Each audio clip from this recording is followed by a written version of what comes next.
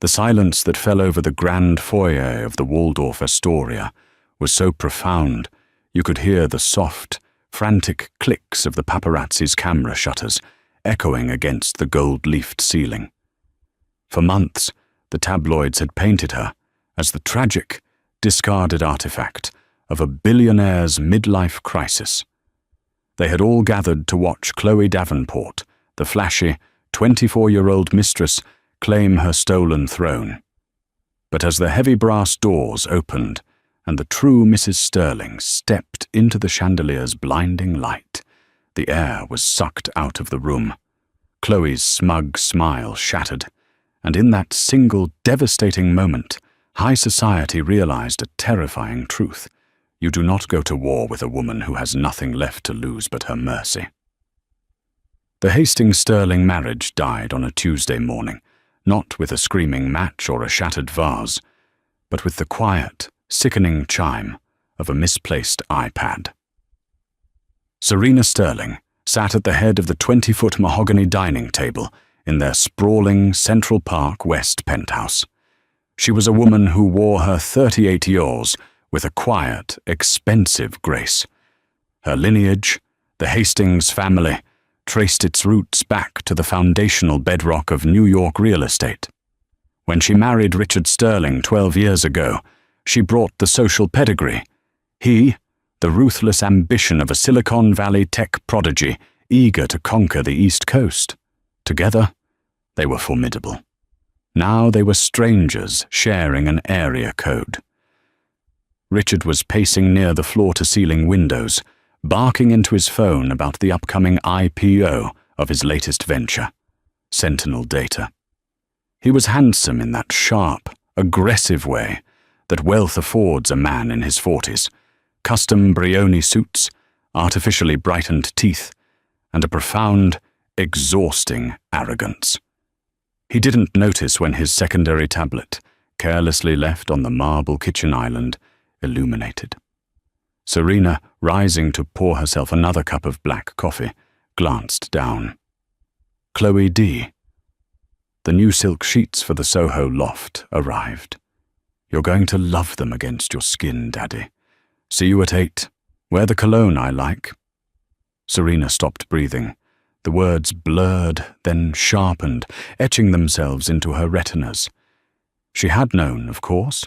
A wife always knows. She had smelled the faint, saccharine scent of Baccarat rouge on his lapels. She had noticed the sudden, unexplained, emergency board meetings that kept him away on weekends.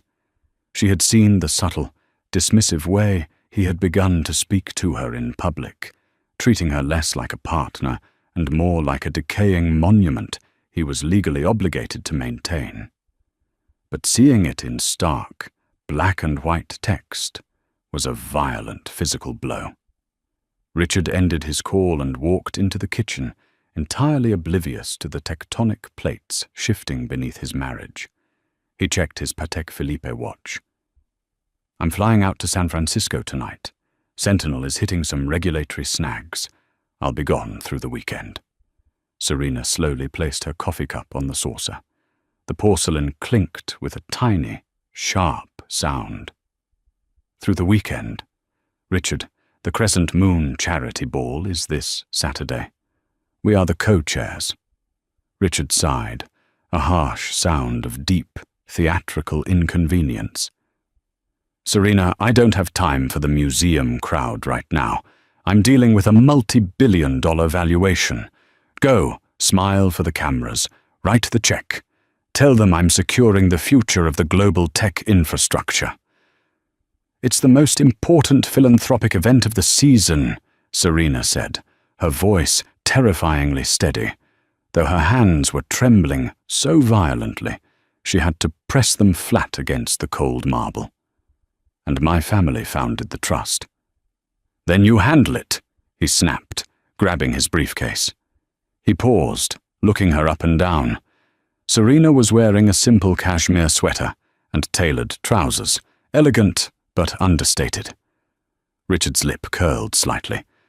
And Serena, try to liven up a bit. You've been looking so severe lately. Buy a new dress. Put some color on. I've got to run." He didn't kiss her goodbye. The heavy oak front door clicked shut behind him.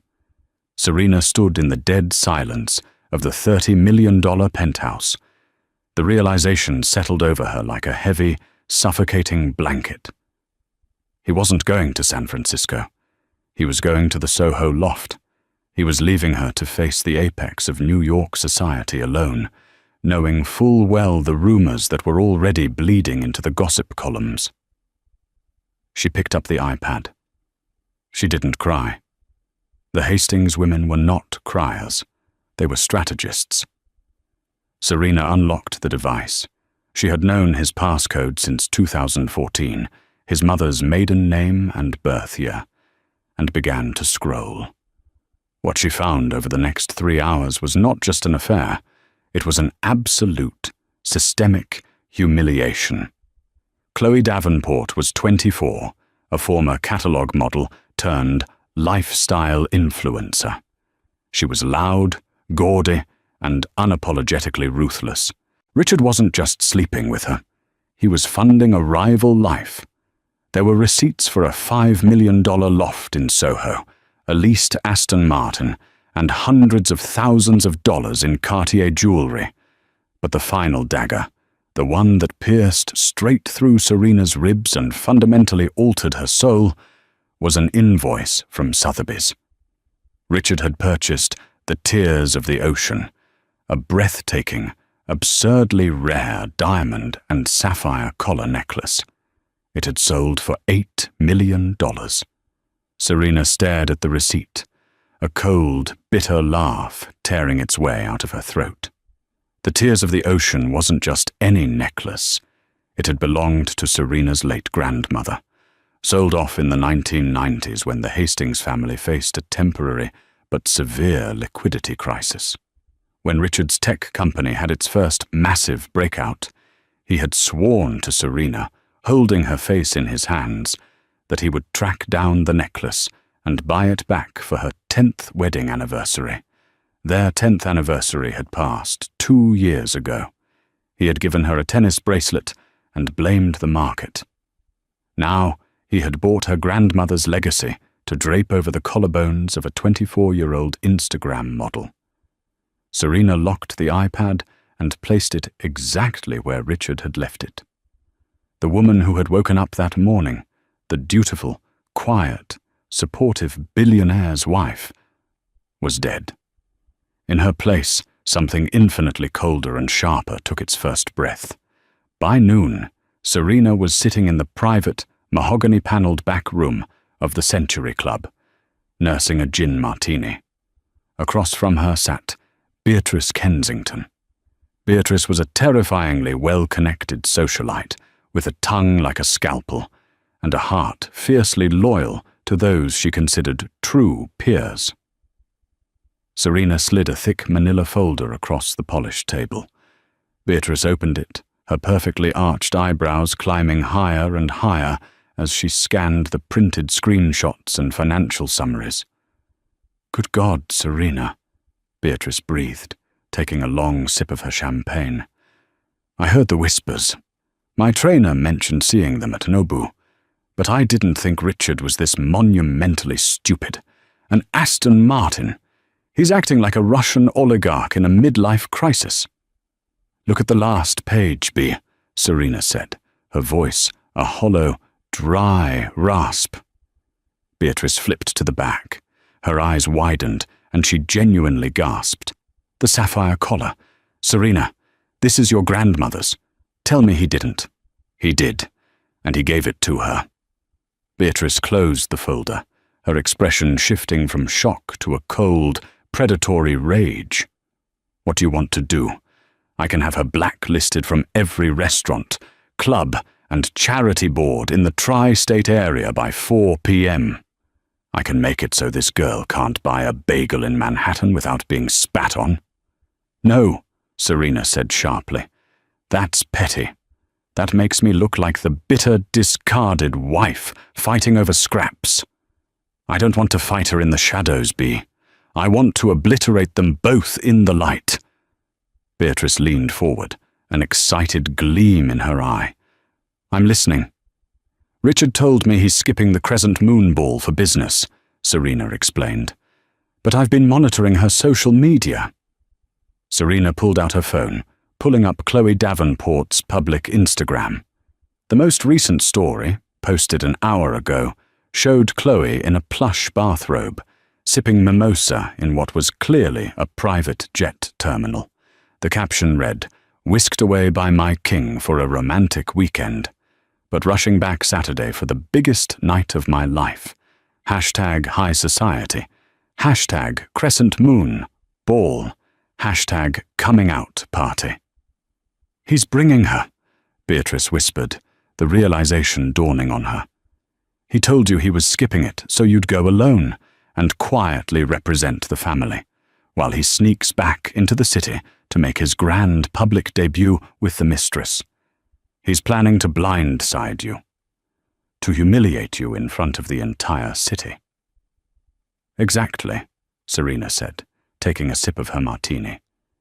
"He thinks I'm going to wear my usual beige Carolina Herrera, smile politely, and be entirely overshadowed when he walks down the grand staircase with his shiny new toy wearing my grandmother's diamonds. He wants the press to run the narrative. The dull, old money wife replaced by the vibrant, youthful muse." "He's severely underestimated you," Beatrice noted, her smile turning wicked. "He's forgotten who I am," Serena corrected. "I made Richard socially acceptable. Before me, he was a loud-mouthed coder who wore hoodies to Michelin-starred restaurants. I taught him which fork to use. I introduced him to the board members who funded his second round. He thinks his money buys him immunity from the rules of my world. So, what is the play?" Serena opened her Hermes Birkin and pulled out a sleek, black notebook. "First, the finances. I spent the morning with Arthur Pendleton." Arthur was Serena's family wealth manager, a man who possessed a pathological hatred for new money frivolity. "Arthur and I have quietly begun untangling my family's foundational trusts from Richard's holding companies. The prenuptial agreement Richard insisted on when we married, because he thought he was the one taking the risk, has a rather draconian infidelity clause that I insisted upon, mostly as a joke at the time. He violated it the moment he signed the lease on that Soho loft." "You're freezing his assets?" Beatrice asked. "Worse. I'm calling in the loans," Serena said smoothly. "Sentinel Data's upcoming IPO is built on a massive bridge loan provided by the Hastings Family Trust. It's perfectly legal for us to demand immediate restructuring, given his sudden erratic financial behavior, like spending $8 million on a necklace from company accounts." Beatrice let out a low whistle. "You're going to bankrupt his IPO." "That's for Monday," Serena said, her eyes flashing with a terrifying, icy resolve. "Saturday is about the optics. If Chloe wants a coming-out party, I am going to give her a front-row seat to what real power looks like. But I need your help, B. I need the seating chart for the ball rearranged. I need the press corps tipped off to a special presentation, and I need to make a phone call to Paris." Beatrice picked up her phone. "Consider the ball yours to command. Who is in Paris?" "An old friend," Serena said. "Antoine Laurent." Beatrice dropped her phone. "Antoine?"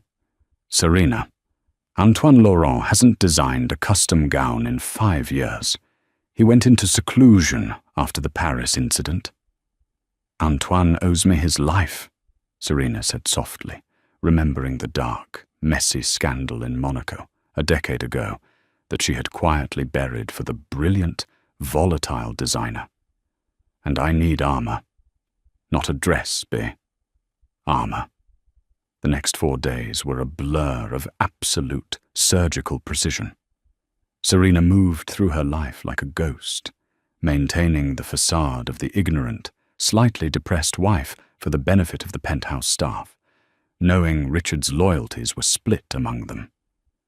She received brief, detached texts from Richard in San Francisco, complaining about meetings.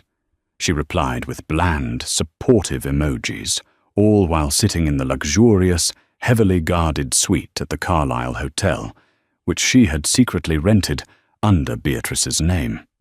On Thursday evening, Antoine Laurent arrived. He was a tempestuous, brilliant man, all nervous energy and chain-smoked Gauloise. When he walked into the suite, he took one look at Serena's pale, determined face, dropped his leather duffel bags and said, "Who are we destroying, ma chérie?" Serena explained everything. The mistress, the betrayal, the necklace.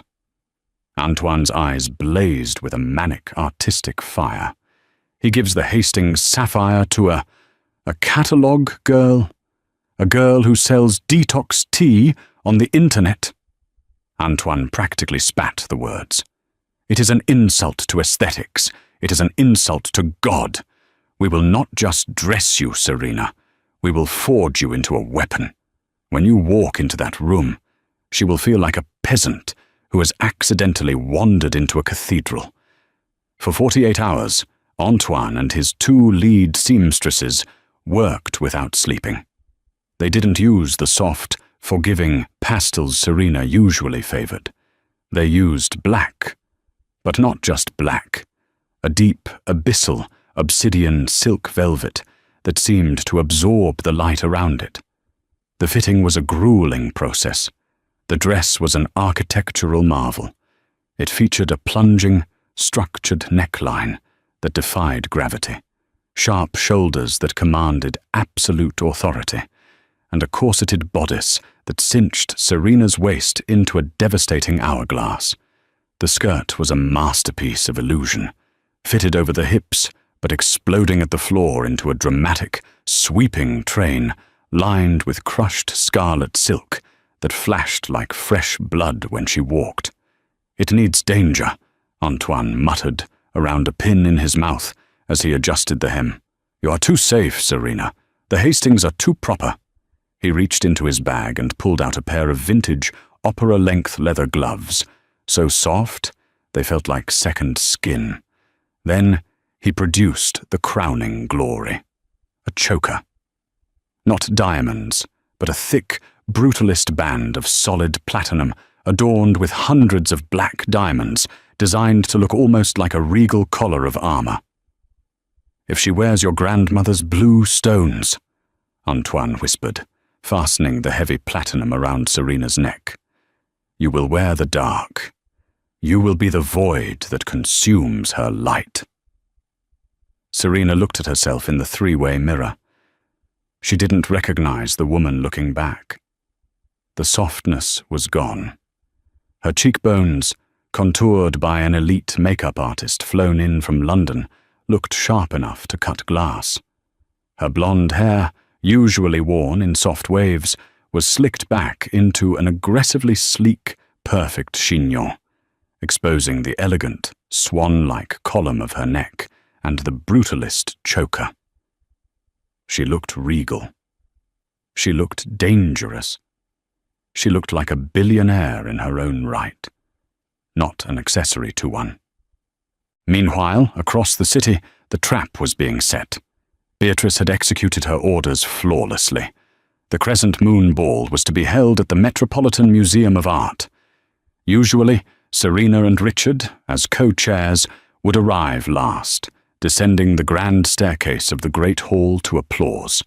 Beatrice had bribed the event coordinators. She adjusted the manifest.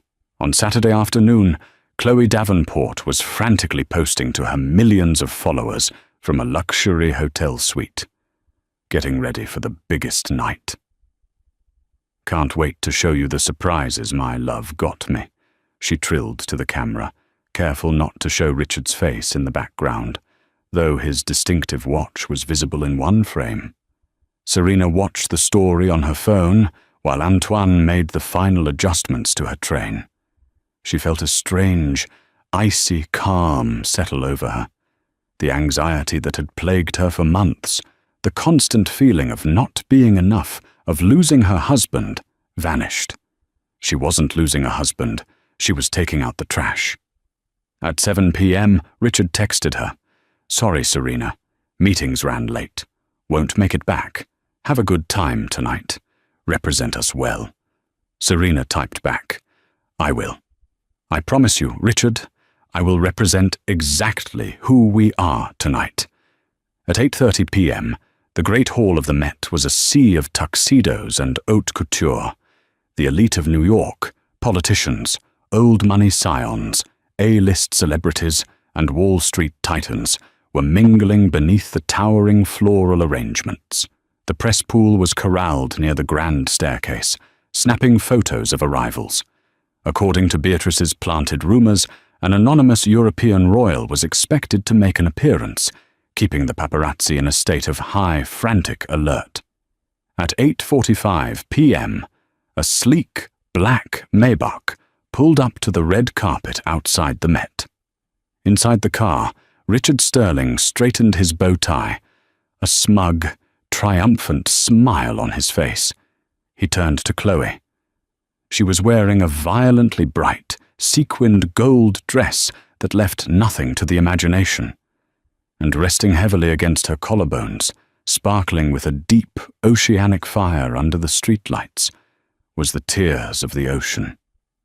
"You ready to show this city who the future belongs to?" Richard asked, kissing her neck. Chloe practically vibrated with excitement. "Are you sure she's not here yet?" "Your wife?" "Serena is punctual to a fault. She arrived an hour ago, slipped in through the side door to check on the catering. She hates the red carpet," Richard scoffed. "She'll be hiding at our table in the back. By the time we hit the top of the stairs, all eyes will be on you, baby. And when the press sees that necklace, the message will be clear. The old guard is out." Richard stepped out of the car, the flashbulbs immediately erupting into a blinding strobe light. He turned and offered his hand to Chloe, pulling her out into the crisp New York air. The press roared. "Richard! Richard over here! Who is your date? Richard!" They ascended the exterior steps and entered the Met. They walked through the antechamber and finally stood at the top of the grand, sweeping staircase that led down into the Great Hall. Below them, 1,000 of the most powerful people in the world milled about. "Look at them," Chloe whispered, her eyes wide with greed. "They're all looking at us." Indeed, heads were turning. Whispers rippled through the crowd like wind through a wheat field. Beatrice Kensington, standing near the bottom of the stairs, saw them. She caught the eye of the orchestra conductor and gave a subtle, sharp nod. The soft, classical background music abruptly cut off. The silence that followed was heavy and expectant. Richard puffed out his chest, stepping forward to the very edge of the landing, ready to descend and present his mistress to the world. He waited for the gasp of admiration, the murmurs of his audacity. But the crowd wasn't looking at him. Their eyes were fixed on a point directly across the hall, at the top of the opposite staircase, which was usually reserved for museum benefactors. The heavy mahogany double doors swung open. And there stood Serena Sterling. The silence in the Great Hall of the Metropolitan Museum of Art was absolute, a heavy, suffocating vacuum that seemed to suck the oxygen from the lungs of every billionaire, senator, and socialite present. At the top of the east staircase, Richard Sterling and Chloe Davenport stood frozen. The blinding strobe of the paparazzi's flashbulbs, which had been frantic just seconds before, abruptly stopped. The photographers physically turned their lenses away from the tech mogul and his shimmering, gold-clad mistress. They pivoted, as if magnetized, toward the west staircase. There, framed by the towering marble archway, stood Serena Sterling. She did not look like a discarded wife. She looked like an executioner. The obsidian silk velvet of Antoine Laurent's masterpiece devoured the ambient light, making her appear as a sharp, dark silhouette against the gilded backdrop of the museum. The brutalist platinum choker at her throat gleamed with a cold, unforgiving edge. She was terrifyingly beautiful. "Who is that?" Chloe whispered, her heavily glossed lips parting in confusion. She tugged at Richard's tuxedo sleeve. "Richard, who is everyone looking at?" Richard couldn't speak. The color drained from his face, leaving his artificially tanned skin a sickly, ashen grey. His jaw slackened. The woman standing across the cavernous room was a stranger. Where was the passive, accommodating woman who wore beige and agreed with everything he said?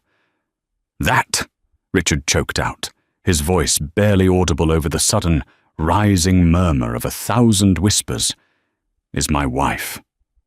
Chloe's smug, triumphant posture shattered. Her hand instinctively flew up to touch the tears of the ocean, resting heavily on her chest. Suddenly, the $8 million necklace felt less like a crown and more like a heavy, damning collar. Serena began her descent. She moved with a slow, deliberate cadence. With every step, the crushed scarlet silk lining of her train flashed, a stark, violent contrast against the dark marble stairs. The crowd physically parted for her as she reached the floor. It was the parting of the Red Sea, executed by the elite of Manhattan. No one dared to step on her train. No one dared to even breathe too loudly as she swept past them. Beatrice Kensington, standing near the center floral arrangement, raised her champagne flute in a silent, imperious salute. Serena did not immediately approach her husband. Instead, she walked directly to the center of the room, greeting the mayor of New York and the chairman of the museum board with a warm, flawless smile. She kissed cheeks, murmured pleasantries, and accepted compliments on the gala's stunning decor. She was completely, devastatingly in her element. Richard, humiliated by being ignored, practically dragged Chloe down the remaining stairs. He was a man used to dictating reality, and his reality was currently unraveling. He marched across the floor, intending to grab Serena by the arm and drag her out of the room to demand an explanation. "Serena!" Richard barked as he approached her circle. His voice was too loud, too aggressive for the refined acoustics of the Met. Several old-money matriarchs visibly winced. Serena turned slowly. She looked at Richard, and then, for the first time, she allowed her gaze to slide over to Chloe. She didn't glare. She didn't look angry. Instead, her eyes swept over the 24-year-old's cheap, spray-tanned skin, the overly tight gold sequins, and finally, the breathtaking blue sapphires of the Hastings family heirloom. Serena's expression was one of mild, aristocratic pity. "Richard," Serena said, her voice a cool, carrying bell. "You told me you were in San Francisco saving the global tech infrastructure. And yet, here you are. Did the regulatory snags resolve themselves, or did you simply get lost on your way to the airport?" A few people in the immediate vicinity stifled uncomfortable laughs. "Cut the act," Richard hissed, stepping closer, trying to use his height to intimidate her. "What are you wearing? What is this spectacle?" "This is my family's charity gala," Serena replied evenly, not stepping back an inch. "I'm hosting it. You, on the other hand, seem to have brought a stray." Chloe's face flushed a deep, ugly red. "Excuse me? I am his—" "Do not speak to me," Serena interrupted. She didn't raise her voice, but the absolute, chilling authority in her tone slammed Chloe's mouth shut. Serena's eyes locked onto the younger woman's. "You are wearing my grandmother's collar. Enjoy it for the evening. It is the last expensive thing you will ever touch." Before Richard could formulate a response, the elegant chime of the dinner bell echoed through the hall. "If you'll excuse me," Serena said, turning her back on them with devastating finality. "I have a dinner to host. I believe Beatrice has shown you to your seats." The dining room, set within the Temple of Dendur, was a breathtaking display of wealth and philanthropy. Hundreds of tables adorned with white orchids and crystal candelabras filled the space. Richard, furious and vibrating with adrenaline, took Chloe's hand and strode toward the front of the room, expecting to find his name card at the head table alongside the governor, the mayor, and Serena. They walked past table 1, past table 5, past table 15. "Richard, where are we sitting?" Chloe whined, her high heels catching on the carpet. The stares of the surrounding guests were beginning to burn her skin. She was an influencer. She lived for attention. But this attention was cold, mocking, and entirely hostile. Richard flagged down a tuxedoed event coordinator. "Where is the Sterling placement?" he demanded. The coordinator looked at his clipboard, struggling to hide a smirk. "Ah, Mr. Sterling, you are at table 84. 84, Richard roared. Table 84 was located in the absolute darkest, most remote corner of the room, wedged tightly between the swinging doors of the catering kitchen and the hallway leading to the restrooms. It was a table usually reserved for junior publicists and last-minute, low-tier sponsors. He looked toward the head table. Serena was seated between the governor of New York and the CEO of the city's largest investment bank. She looked like a queen holding court. "I'm not sitting by the bathrooms," Chloe hissed, stomping her foot. "Sit down and shut up," Richard snapped, his temper finally fracturing. He practically shoved her into a chair at table 84 before turning on his heel.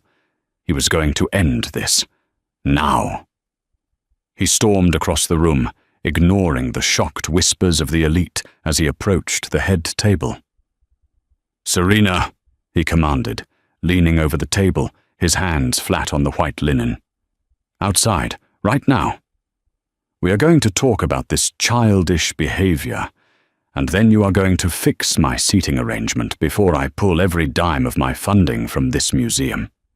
Serena took a delicate sip of her sparkling water. She patted her lips with a napkin and looked at the CEO of the investment bank to her left.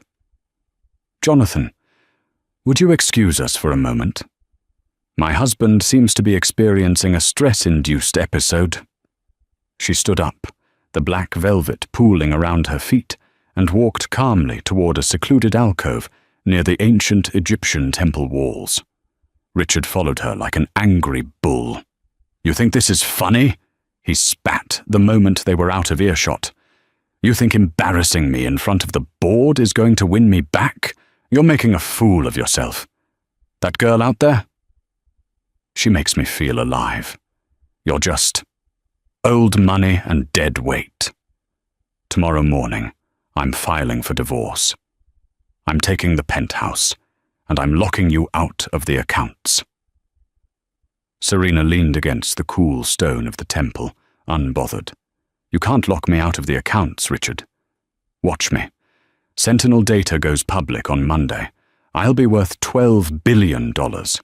I will bury you in legal fees." Serena smiled. It was a terrifying, brilliant smile. "Richard, have you checked your phone in the last hour?" Richard frowned, his hand instinctively going to his jacket pocket. He pulled out his phone.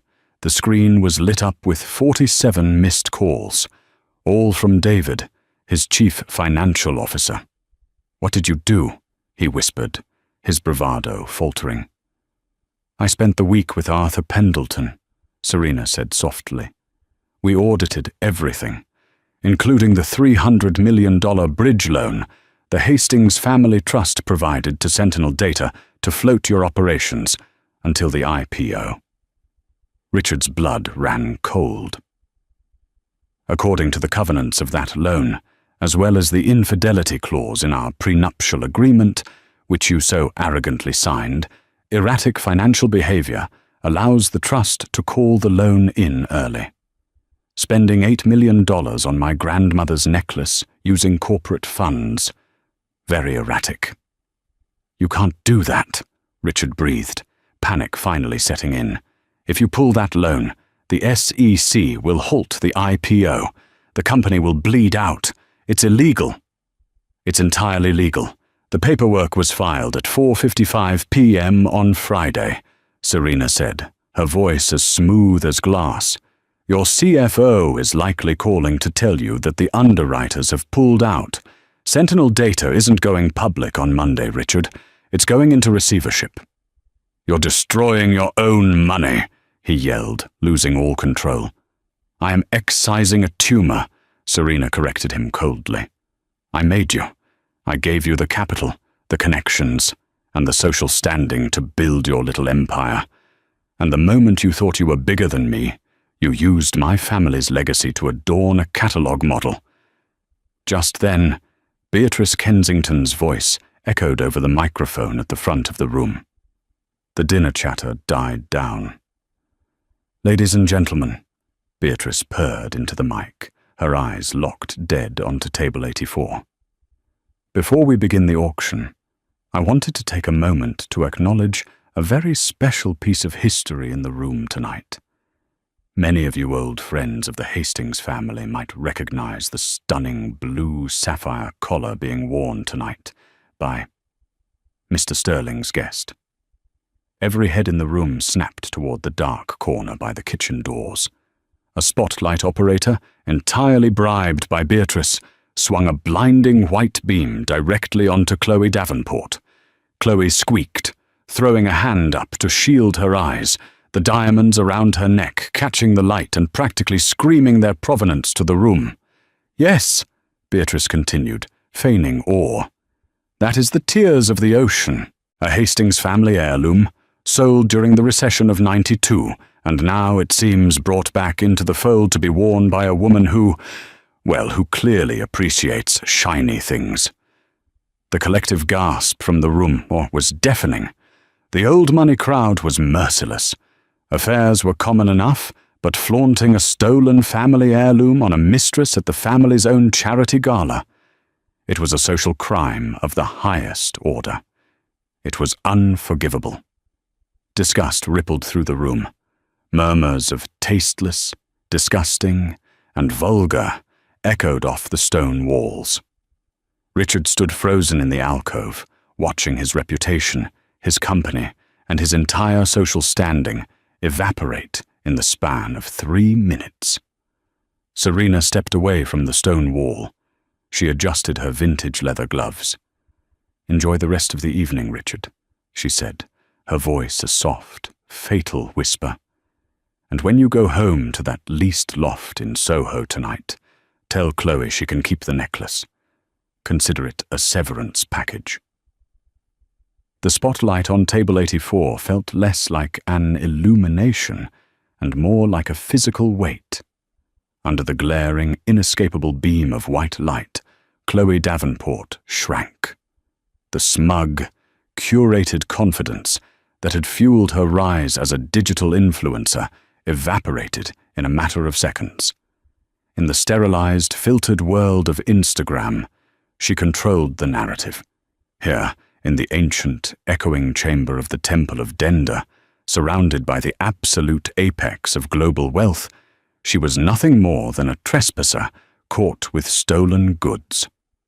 The whispers of the elite were not loud, but they were razor sharp. "Did Beatrice say, 'the tears of the ocean'?" murmured Sylvia Carmichael, a septuagenarian heiress whose family owned half of the Upper East Side. She raised her opera glasses, peering through the harsh light at the terrified girl in gold sequins. Good heavens! I remember when Serena's grandmother wore that to the Reagan inauguration, to drape it over a concubine at the family's own gala. The audacity is almost pathologically stupid. "He's finished," replied Jonathan, the investment bank CEO who had been sitting next to Serena. He didn't even bother to lower his voice. He pulled out his phone under the table, tapping out a rapid message to his head of equities. "Dump all private shares of Sentinel data on secondary markets immediately. Sterling is dead in the water." At table 84, Chloe was hyperventilating. The heavy platinum and sapphire collar, which had felt like the ultimate symbol of her victory just an hour ago, now felt like a burning ring of fire against her collarbones. She clawed at the clasp at the back of her neck, her manicured acrylic nails scrabbling uselessly against the intricate, vintage locking mechanism. "Take it off me," she sobbed, looking frantically at Richard, who had just returned from his disastrous confrontation with Serena. "Richard, they're all staring. Make them stop! Take this stupid thing off!" Richard didn't even look at her. His eyes were wide, glassy, and fixed on his vibrating smartphone. The screen was a chaotic waterfall of catastrophic notifications. It wasn't just his CFO, David, calling anymore. It was his lead underwriter at Goldman Sachs. It was his general counsel. It was the frantic, automated alerts from his private banking app, indicating that his primary lines of credit had been frozen pending a comprehensive audit of foundational collateral. Serena had not just pulled a thread, she had detonated the entire foundation of his empire. "We have to leave," Richard said, his voice a hollow, raspy wheeze. The artificially tanned, aggressively confident tech mogul had aged 10 years in 10 minutes. His posture collapsed. "Get up, Chloe, we're leaving." "I'm not walking back through that room," Chloe shrieked, her voice cracking in a highly unaristocratic wail. "The photographers are waiting out front. They heard Beatrice. They're going to tear me apart."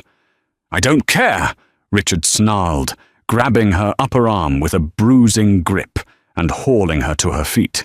"My company is burning to the ground. Get up!" As they stumbled away from the table, desperate to find a service exit through the catering kitchens, the spotlight unceremoniously clicked off. The classical orchestra, on Beatrice's cue, seamlessly resumed a light, upbeat Mozart concerto, washing away the tension in the room as if the unpleasantness had simply been swept under an expensive Persian rug. Back at the head table, Serena Sterling remained the picture of absolute, terrifying serenity. She calmly finished her endive salad. Beatrice slid into the empty seat next to her, a predatory, satisfied smile playing on her lips. "Well, I believe that went exactly according to design. I just got a text from the coat check. They practically ran out the service door by the loading docks. Chloe lost a heel." Serena didn't smile. The coldness in her eyes remained absolute. "It's only the beginning, Bea. A public humiliation is just theatre. True power is what happens on Monday morning." Beatrice shivered slightly, entirely thrilled. "You're taking the company." "I am taking back what is mine," Serena corrected, dabbing her mouth with her linen napkin. Sentinel Data's core intellectual property was developed using Hastings infrastructure servers. The bridge loan covenant explicitly states that in the event of a catastrophic default or executive malfeasance, the intellectual property reverts to the principal lender, which is me. "And the executive malfeasance?" Beatrice asked. "Just the affair?" "No," Serena said softly, turning her gaze toward the podium where the charity auction was about to begin. "Arthur Pendleton found something much more interesting when he dug into the purchase of my grandmother's necklace. Richard didn't just buy it. He embezzled the $8 million from Sentinel Data's R&D fund, masking it as a vendor payout to a shell company in the Cayman Islands to hide the purchase from both me and his board of directors. He committed federal wire fraud." Beatrice gasped, her hand flying to her diamond-clad throat. "Serena, that's prison. That's not just bankruptcy. The SEC, the FBI. The dossier was messengered to the Southern District of New York an hour before the gala began," Serena said, standing up. The obsidian velvet of her Antoine Laurent gown cascaded perfectly into place. "Excuse me, Bea. I believe it is time for me to give the opening remarks for the auction." Serena glided toward the stage. The entire great hall fell utterly silent before she even reached the microphone. The respect in the room was palpable, thick, and heavy. She was no longer Richard Sterling's quiet wife. She was Serena Hastings, the apex predator of Manhattan's elite, and she had just publicly executed a billionaire without spilling a single drop of blood on her couture. She stood at the podium, the brutalist platinum choker gleaming at her neck. She looked out over the sea of powerful faces, making eye contact with the men and women who controlled global markets. "Good evening, honored guests." Serena's voice rang out, clear, melodic, and devastatingly calm.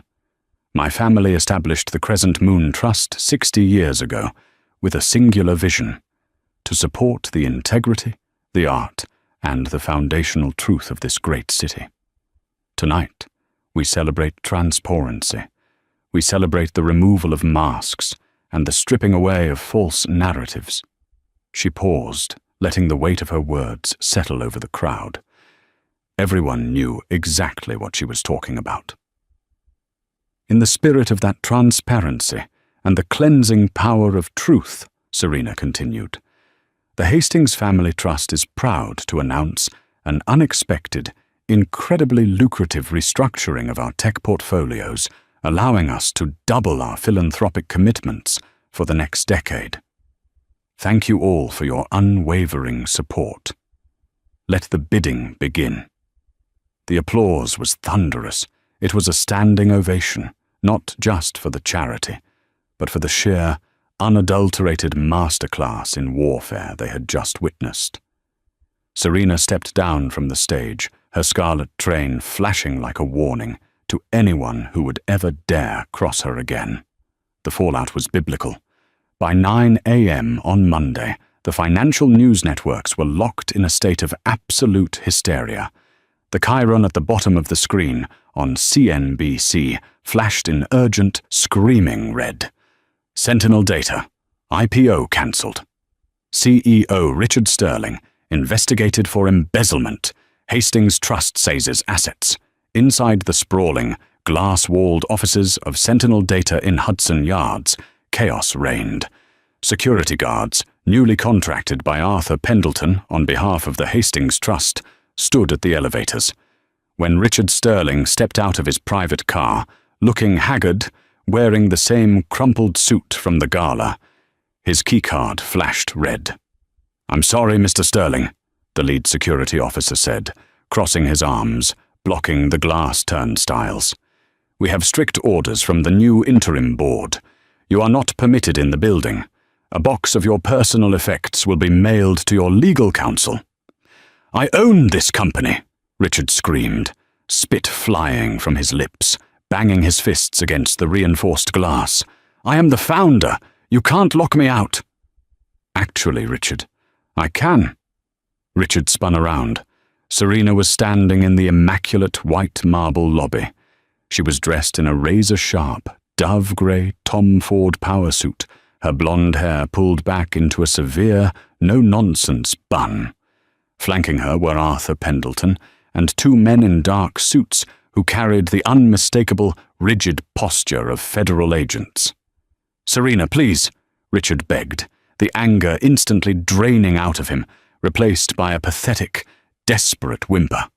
He took a step toward her, but the federal agents stepped forward, their hands resting subtly near their waistbands.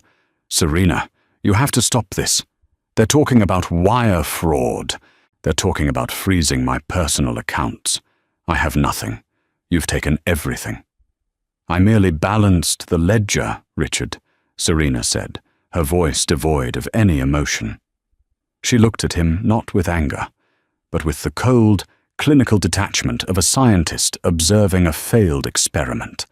"You took $8 million of investor money to buy my grandmother's legacy for a child. You forged invoices. You lied to the SEC. I didn't destroy you.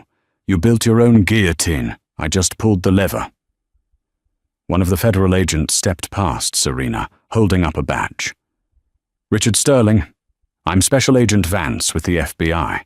We have a warrant for your arrest regarding the misappropriation of corporate funds and wire fraud. Please turn around and place your hands behind your back." As the cold steel of the handcuffs clicked around Richard's wrists, his eyes darted wildly. "The necklace! Serena, tell them! The necklace is collateral. It's worth $8 million. We can sell it. We can restitute the funds. Tell them." Serena tilted her head, a slow, dark smile spreading across her face. It was the first time she had genuinely smiled in months. "Oh, Richard, you really are a fool, aren't you?" Across town, in the Diamond District, Chloe Davenport was having a very different kind of breakdown. She had fled the Soho loft at dawn, packing 3 massive Louis Vuitton trunks with every designer bag, shoe, and watch Richard had ever bought her. The news had broken. She knew Richard was penniless and headed for prison. She was a survivor, and she knew when to cut her losses. But her ultimate prize, her golden parachute, was tucked safely in her velvet-lined purse. The tears of the ocean.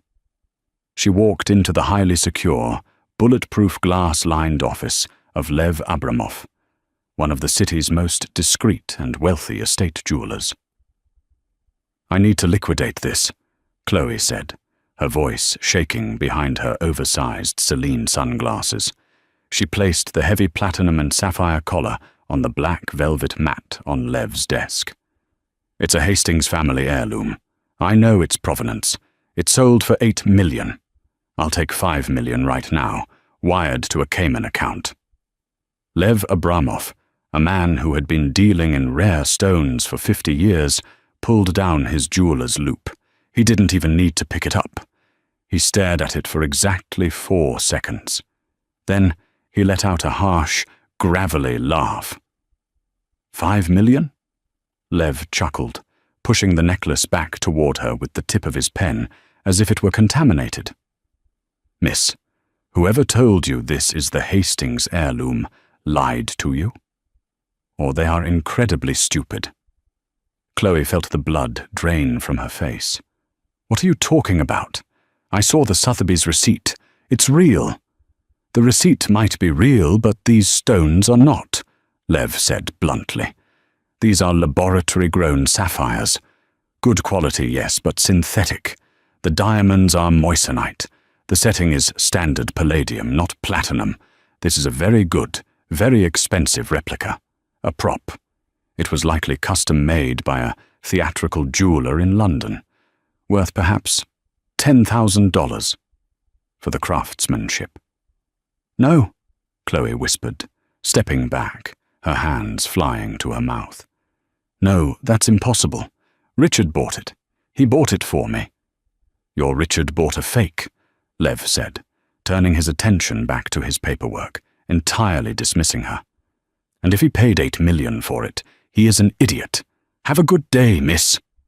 Chloe stumbled out of the jewelry shop and onto the crowded, chaotic streets of Midtown Manhattan. The weight of her reality crashed down upon her. She had traded her youth, her public reputation, and her dignity for a man who was now in federal custody, and for a necklace that was completely worthless.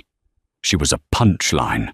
She was the mistress who wore glass to the Met Gala. Back in the sleek, silent penthouse overlooking Central Park, Serena Sterling poured herself a cup of black coffee from the silver carafe on the Marble Island, the same island where she had found the iPad just 1 week ago. She walked into a private dressing room, a vault of mahogany and reinforced steel. She bypassed the rows of designer shoes and the racks of haute couture, walking directly to the biometric safe built into the back wall. She pressed her thumb to the scanner. With a heavy pneumatic hiss, the steel door swung open. Resting inside, on a stand of pure white silk, was the real tears of the ocean. The true, unadulterated blue sapphires caught the ambient light, sparkling with a depth and a fire that no laboratory could ever replicate. Serena had tracked it down 2 years ago, quietly purchasing it through a proxy from a private collector in Geneva, using her own trust funds. She had known Richard would never buy it for her. His promises were as empty as his character. When Richard had secretly attempted to buy it last month through a shady, secondary broker to impress Chloe, he had unknowingly walked into a trap.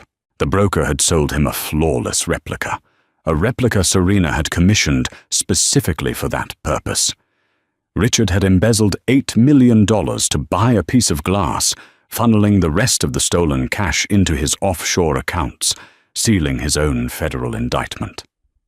Serena reached out and lightly traced the cold, magnificent stones of her grandmother's legacy.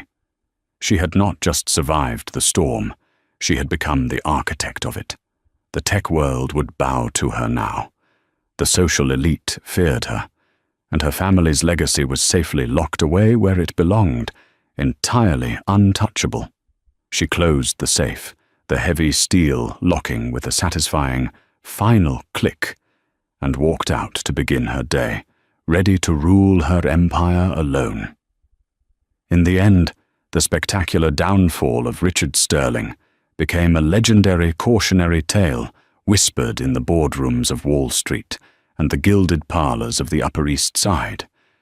It proved that true power does not reside in loud proclamations, least luxury, or the desperate acquisition of youth. It resides in the quiet, absolute command of one's own worth. Serena Sterling did not merely exact revenge. She orchestrated a flawless reclamation of her dignity and her empire. She allowed her husband's arrogance to be his own executioner, outmaneuvering his deceit with a brilliant, calculating patience that left no room for mercy. The story of the billionaire's wife at the charity ball serves as a stark, unforgettable reminder. Betrayal may offer a temporary thrill, but hell hath no fury like a woman who controls the capital, knows the truth, and wears the real diamonds.